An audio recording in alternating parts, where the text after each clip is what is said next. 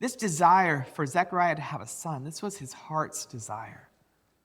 Because as a man, not only did he not have a son for himself, he was watching his wife suffer and feel shame. And this was the one thing he could not solve for his wife. There's nothing he could do. And so here he is, 80 years old, 80 years, maybe 60 of these years, just being so heartbroken. And the one thing that he has cried out to God for 60 years, the angel appears and says, Elizabeth is going to have a baby. And Zechariah is like, it's the one thing. It's the one thing. It's the one thing I wanted.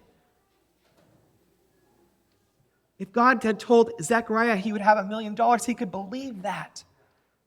If God told Zechariah he'd be the next king of Israel, he could believe that. Because he wasn't so emotionally invested. Because he probably could have worked harder and got his wife more money. He probably could have done all these other things. But this is the one thing that he could not do. And this angel is saying, God has done it for you. It is going to happen. And it hits so close to home to Zechariah that he's like, how can this be?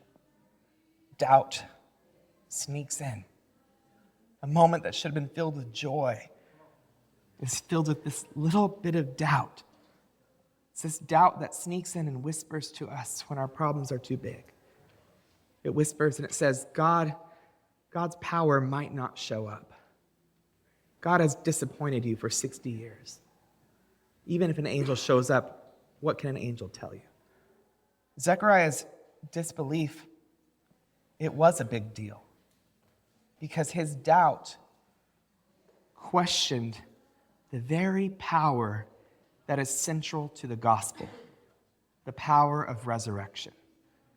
If God could not give Zechariah's wife, Elizabeth, the ability to have a child, to bring life from a barren womb, how could he raise his son from the dead?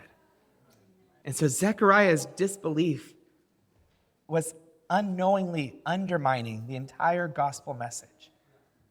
The arrival of the rising sun from heaven would be meaningless without faith. This new age that we're in, this age where the kingdom of God is at hand, it requires belief.